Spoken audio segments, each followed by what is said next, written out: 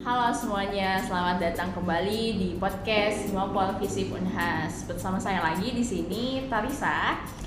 Kalau di episode sebelumnya kita main-main ke KPU Makassar bersama Kak Endang. Nah, di kesempatan kali ini kita ada main ke PMI Makassar, bertemu dan berbincang bersama Bapak Dr. Haji Syamsurizal Marzuki Ibrahim SOS MSc. Atau kalau orang Makassar, iya, kalau orang Makassar sering panggilnya dengan sebutan Deng Ical. Assalamualaikum Bapak. Waalaikumsalam warahmatullahi wabarakatuh. Assalamualaikum semuanya. Ya, bagaimana Pak kabarnya hari ini? Cuaca cerah.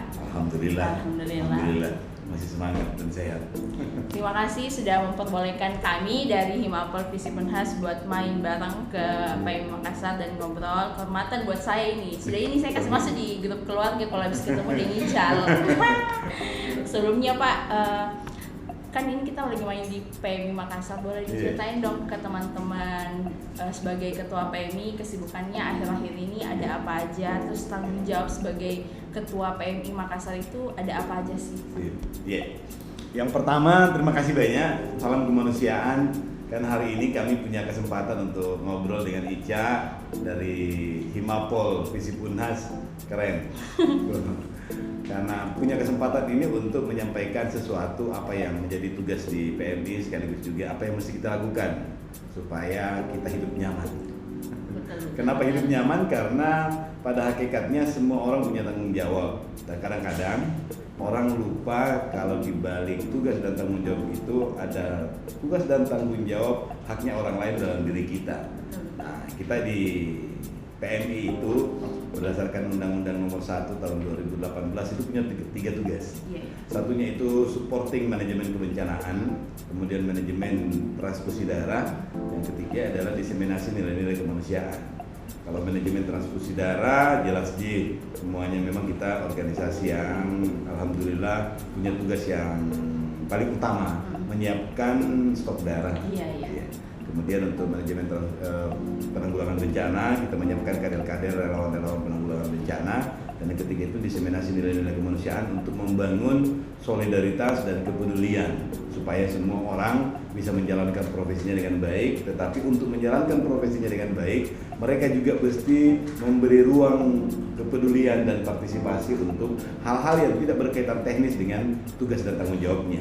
Nah, itu yang menjadi tugas kita, dibantu atau dilaksanakan oleh tiga komponen, Kakak. Ada apa aja? Iya. Ada pengurus, ada staf dan karyawan, ada relawan. Nah, pengurus ini orang yang mau mengurus, mengambil kebijakan dan lain-lain, ini tidak dibayar, tidak ada, ini semua volunteer. Kemudian yang kedua ada staf dan karyawan. Staf dan karyawan ini memang diberikan insentif, diberi gaji, walaupun memang tidak memenuhi standar lah. Ya, untuk mendukung operasional dan tugas-tugasnya pengurus, sekaligus juga untuk mendukung operasional dan tugas-tugasnya relawan sebagai unsur yang ketiga. Nah, relawan inilah yang menjadi urat nadi PMI. Nah, relawan ini ada tiga juga, ada PMR untuk PMR Mula untuk anak SD, PMR Madya untuk anak SMP, PMR Wira untuk anak SMA. Kemudian ada KSR. KSR ini adalah korps sukarela di kampus, perguruan tinggi, universitas, politeknik, pokoknya perguruan tinggi lah. After high school semuanya KSR. Kemudian yang ketiga itu adalah TSR, tenaga sukarela. Tenaga sukarela ini ada di masyarakat, ada di pemerintahan, ada di lembaga-lembaga, dan juga boleh ada di kampus pada kondisi khusus. Nah, inilah yang menjadi urat nadi atau tulang punggungnya PMI.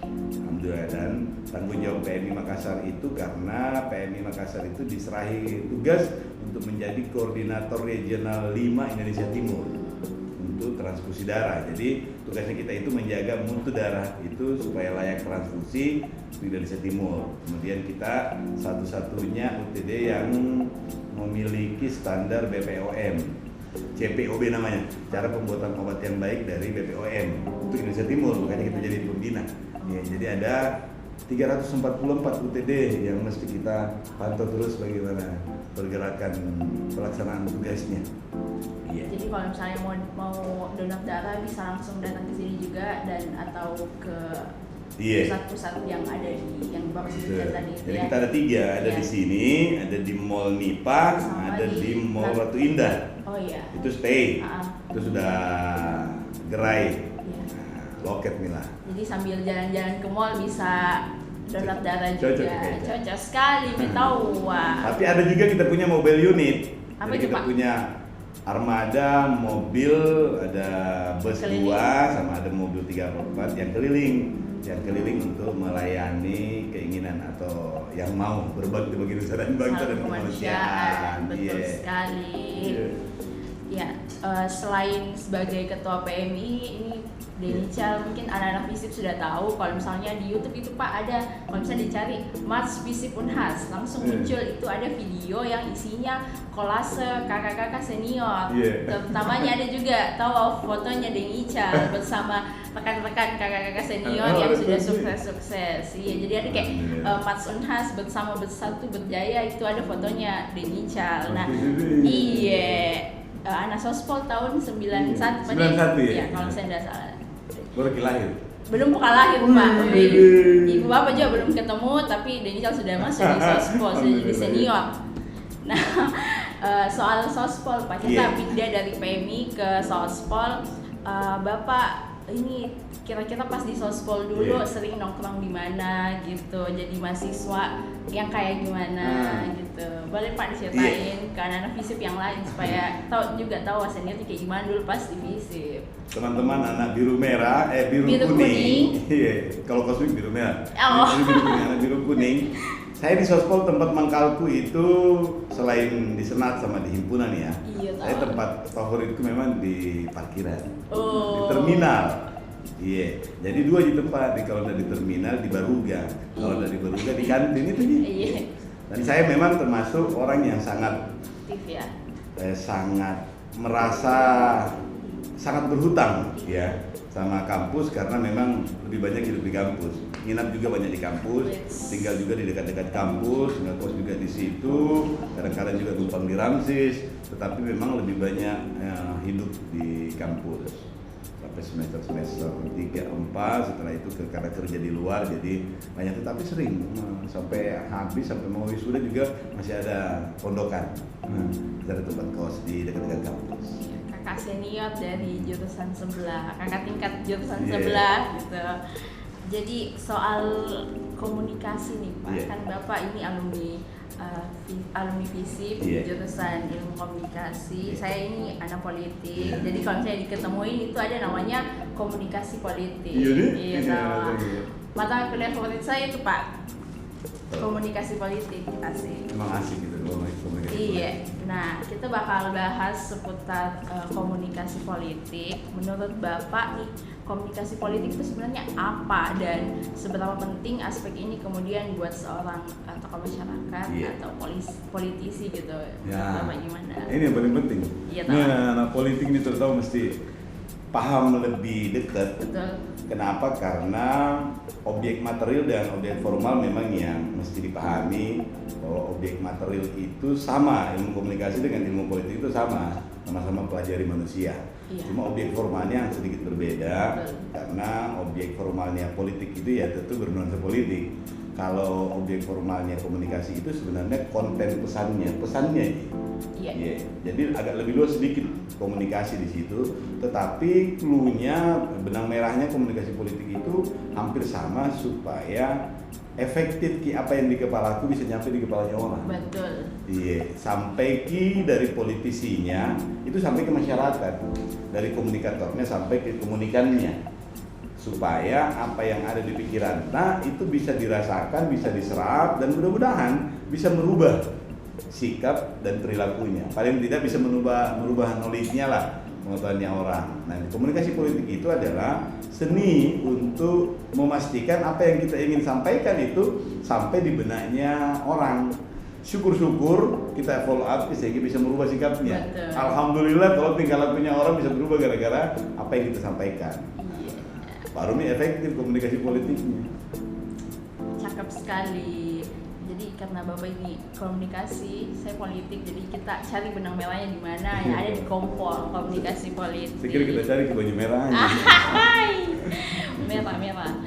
Nah, Lanjutnya itu kalau seorang Ical ini brandingannya memaknai dan mengimplementasikan komunikasi politik itu seperti apa? Saya sering lihat di postingannya Bapak di Instagram, karena saya follow juga. Jadi kayak biasa ada ngopi-ngopi paginya, posting asik sekali. Mungkin menurut saya itu adalah salah satu cara buat memberitakan ke audiensnya Bapak, bilang ya tahu ini kita lagi ngopi pagi, sobat gitu. Mau disampaikan ke teman-teman, menurut Bapak memaknai dan mengimplementasikan komunikasi politik itu seperti apa? Sesuai dengan namanya, komunikasi politik itu adalah bagaimana mendeliver apa yang kita ingin sampaikan ke masyarakat, ke halayak, ke publik. Nah, apa yang kita sampaikan itu adalah representasi dari apa yang kita ingin lakukan. Nah, ini yang problem adalah kalau ada orang, terutama anak politik sama anak komunikasi, awas kok kalau kopi sembarang sampaikan sesuatu yang sebenarnya tidak ingin kau sampaikan. Hanya karena lata, hanya karena mau ikut tren, hanya karena sesuatu. Kenapa? Karena setiap orang itu punya meaning, punya citra, punya reputasi. Dan ini yang kita mesti bangun, meaning, citra, reputasi. Kadang-kadang ada orang, apalagi kalau masih tidak tahu mau di kantor sedikit, kenapa? Karena apa yang kita ekspresikan, apa yang kita komunikasikan itu adalah bagian dari yang seharusnya kita sampaikan ke publik. Makanya jangan sembarang posting, apalagi jangan sembarang bilang, jangan sembarang melakukan sesuatu yang tidak ingin publik atau teman-teman atau masyarakat tahu tentang kita. Iya, jadi mahasiswa, terutama mahasiswa politik dan mahasiswa komunikasi, mesti belajar untuk menahan diri, mesti menjadi gatekeeper supaya yang disampaikan itu adalah yang ingin kita sampaikan. Pikir sebelum diposting tadi. Itu yang anti hoax itu ya. Iya, tahu. Nah, kita karena singkat aja mungkin kita udah sampai di pertanyaan terakhir sih.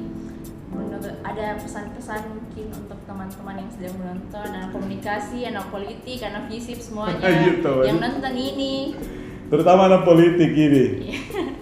Kalau politik itu adalah kesempatan. Banyak orang bilang politik itu jahat, banyak orang bilang itu politik alat, banyak itu politik macam-macam. Persepsinya tergantung kita kekacaran. Tetapi bagi saya politik itu kesempatan. Kenapa? Karena tidak banyak orang yang punya, tidak banyak orang yang punya kemauan, tidak banyak orang yang punya kemampuan, tidak banyak orang yang punya kesempatan untuk bisa itu. Maka anak politik itu punya one step ahead lah dia. Iya, betul. Karena udah ngerti, sudah tahu meki. Jadi anak politik itu tidak boleh sama sekali apolitik. Banyak porsi, boleh jadi politisi, boleh jadi ilmuwan juga boleh, jadi pemerhati juga boleh. Tetapi apapun profesimu nanti, Anda sudah punya satu kelebihan, mengerti apa yang orang sampaikan itu apakah memang sudah mewakili meaningnya tadi atau hanya sekadar sebagai pseudo action lah, mungkin hanya sekadar untuk lip service dan lain. Jadi orang politik itu paling enak karena dia sudah mulai gayanya gitu sana. Kalau dibilang casingnya gitu sana, dan itu memang adalah menampilkan dirinya, sehingga anak politik, anak komunikasi dan anak sosial secara umum itu enak. Dia sudah bisa memahami orang, jadi dari body language-nya saja orang sudah ketahuan seperti itu. Karena kita diajarin, apalagi diajarin juga psikologi politik juga kita jadi enak.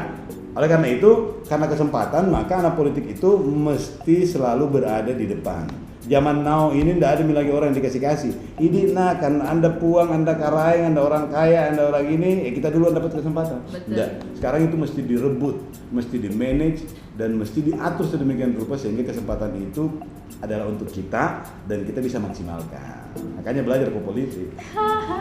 Masuk di ilmu politik FISIP Unhas di Cacing Ketawa.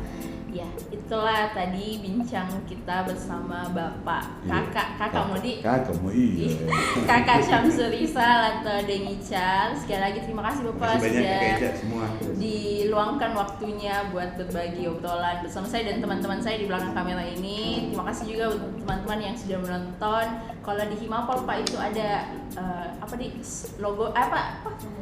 Ya kayak Himapolku, Himapolmu, Himapol kita semua. Iya, jadi mungkin bisa kita bilang di kamera di Himapolku, Himapolku, Himapolta, Himapol kita semua. Iya, Himapolku, Himapol Himapolmu, Himapol kita semua.